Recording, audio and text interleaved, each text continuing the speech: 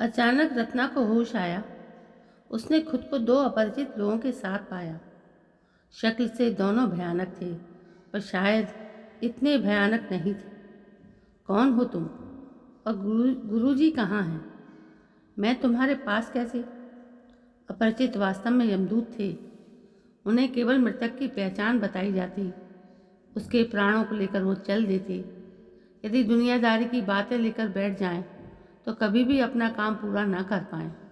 अरे लड़की, अब तुम मर चुकी हो। हम यमदूत तुम्हें लेकर जा रहे हैं। न्याय के देव यमराज के दरबार में आपको लेकर जाया जा रहा है। इससे कोई नहीं बचा, ना राजा और ना रंग, ना तपस्वी ना पापी। सभी को एक ना एक दिन संसार छोड़कर जाना होता है। रत्ना की जान में जान आई। मर तो वो बहुत पहले गई थी, पर शरीर को ढो रही थी। चलो अच्छा है कि आज वो बोझ भी छूटा। यमदूत भले आदमी लगने लगे। आप तो भागते चल रहे हो भैया, मैं इतना तेज नहीं चल पाती।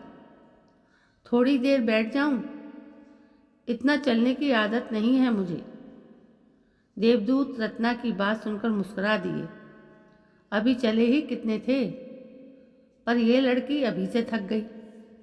पर रत्ना की जवान में माधुर्य था, उस पर भाई का संबोधन। तुमने हमसे क्या कहा? यही कि थक गई हूँ भैया, थोड़ा आराम कर लेने दो। कल्लो और सत्तो यमदूत युगों से यही काम कर रहे थे। जब वो जिंदा थे तो उनसे कुछ भूल हुई थी। फिर यमलोक में दंड भी मिला, पर दंड पाते पाते कब वे दंडकर्ता के प्रिय बन गए। इस काम के लिए उन्हें नियुक्त कर लिया गया। कल्लो याद करने लगा। अब उसकी बहन कहाँ होगी? न जाने कितने जन्म ले चुकी होगी। बालू के ढेर में एक सुई कब मिलती है। फिर भी वो सही मृतक को ढूंढ लाते।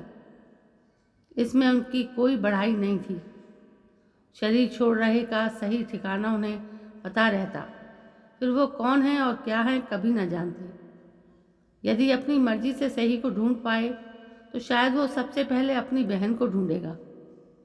कैसे वो उस दुष्ट सन्यासी की बातों में आ गया था, कैसे उसकी बहन का सम्मान उसी की श्रद्धा की भेंट चढ़ा था। यमलोक में दंड पाकर भी कल्लो खुद को शुद्ध नहीं मानता था। आज भी उसका पाप उसे बेचैन कर देता था। रत्ना का उसके लिए भैया संबोधन उसे भावुक कर गया। रत्ना बैठकर संसार को देखने लगी। वो उसका शरीर पड़ा है, सब घर वाले उसे घेरे हुए खड़े हैं, कुछ सन्यासी जैसी वेशभूषा में हैं। गुरुदेव, आप तो कह रहे थे कि रत्ना बिल्कुल ठीक हो जाएगी। मैंने आपकी बात पर विश्वास किया। रत्ना को डॉक्टर को भी नहीं दिखाया, फिर ऐसा क्यों हुआ? रत्ना के आदमी चंदन की आवाज़ ज़्यादा तेज हो रही थी। चंपा देवी, समझाओ अपने बेटे को। हमने पूरा प्रयास किया। उस उल्टे पैर वाले भूत को हमने भगा भी दिया था, पर फिर असंख्य भूतों की पलटन का सामना हम नहीं कर पाए। ये देखो, हमारे कपड़े भी फट गए हैं। तुम्हारी बहू के प्राण बचाते बचाते इसका सर भी फूट चुका है। एक सन्यासी ने अपना सर दिखाया, उससे सचमुच खून निकल रहा था। हमने अपनी जान तक दांव पर लगा दी, और आपका बेटा हम ही को दोष दे रहा है। क्षमा करो गुरुदेव, बालक नादान है। चंपा देवी उनके चरणों में शीश रखकर कह रही थी, अब जल्दी से जल्दी आपकी बहू का दाह संस्कार करना है, नहीं तो यदि उल्टे पैर वाले भूत इसके शरीर पर अधिकार कर लिए तो कुछ भी संभव नहीं है। अब कब तक यहाँ बैठे रहेंगे? चलना भी है। सत्तो ने कहा, पर कल्लो कुछ सोच रहा था। ये सब क्या है? आज तक कभी रुके नहीं थे, आज रुके तो कल्लो को लग रहा था कि कुछ वही है जैसा उसकी बहन के साथ हुआ था। अभी थोड़ा रुको, स्वामी नाराज होंगे तो फिर से नरक में डाल देंगे क्या? तू भी कल्लो कुछ भी कह देता है। हमारा कुछ कर्तव्य भी है। वही तो सोच रहा हूँ कि हमारा कुछ कर्तव्य भी तो है। कल्लो वहीं बैठ गया, सोचने लगा, आपकी मृत्यु कैसे हुई है बहन? और ये सब क्या है? अरे कल्लो, तुझे इन सब से क्या मतलब? सत्तो ने टोका। फिर कल्लो भी गर्म हो गया।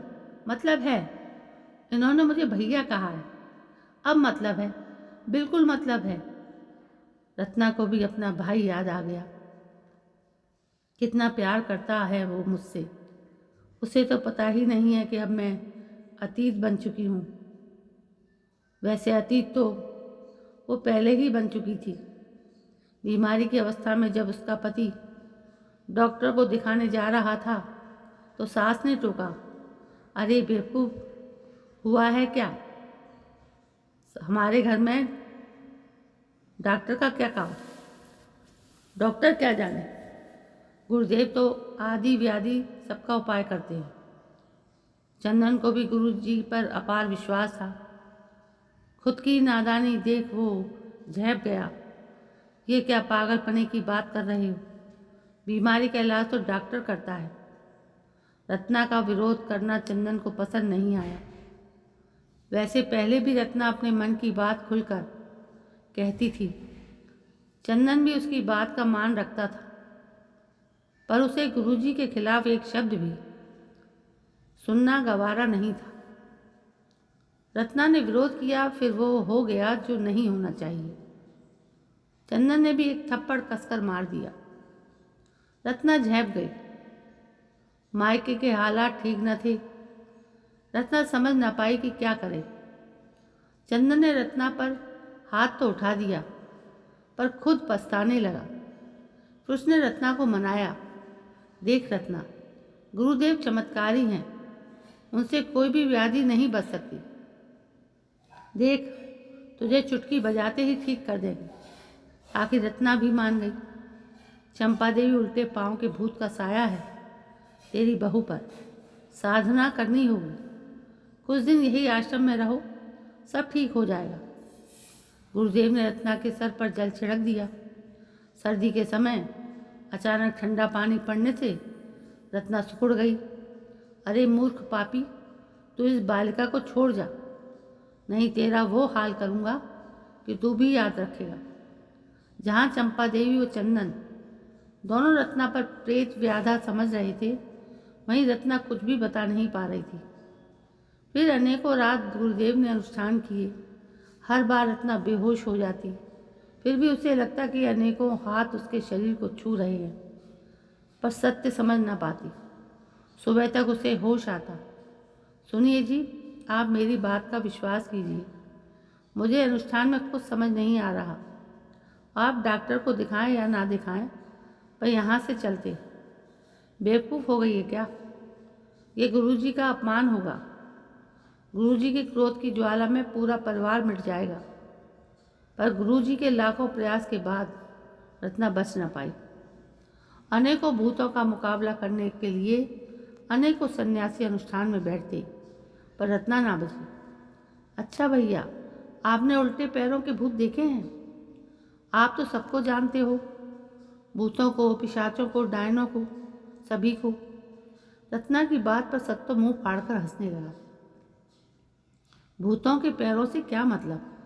भूत तो भूत होते हैं, पर मुझे तो उस उल्टे पैर वाले भूत से मिलना है। आपने उसे देखा हो तो होगा। कल्लो उठकर चल दिया। रत्ना को भी चलने का इशारा कर दिया। अरे बेवकूफ़, उधर किधर जा रहा है? यमलोक तो उस दिशा में है। कल्लो गलत दिशा में चल रहा था। सत्तो ने टोका, बिल्कुल याद है, पर इस दिशा में उल्टे पैर वाले भूत रहते हैं, उनसे मिलाता हूँ। आश्रम में ही चिता तैयार थी। रत्ना का शव उस पर रखा। अचानक रत्ना जीवित हो गई। हा हा हा करके हंसने लगी। चारों तरफ भगदड़ मच गई। चंदन और चंपा देवी भी डरकर भाग रहे थे, पर सारे रास्तों पर उल्टे पैरों वाले भूत खड़े थे। कोई निकल नहीं पाया। सच सच बता पाखंडी, क्या करता था तू मेरे साथ? रत्ना की चीखें सुनकर गुरु और बाकी सन्यासी भी कांपने लगे। सच बोल, वरना अभी तेरा क्रियाकर्म कर देंगे। तूने उल्टे पैरों के भूतों को बदनाम किया है। उल्टे पैर के भूत भी बहुत गुस्से में थे। थोड़ी देर में सब स्पष्ट था। चंदन ने पुलिस को फ़ोन कर दिया। पुलिस के आने से पूर्व रत्ना उस शरीर से निकल गई। बाकी भूत भी पुलिस को दिखाई नहीं दिए, पर पाखंडियों को दिखाई दे रहे थे। जब तक तुम्हें सज़ा नहीं मिलेगी, हम तुम्हारे साथ रहेंगे। पुलिस को या अदालत में जरा भी झूठ बोला तो अपना अंत समझना।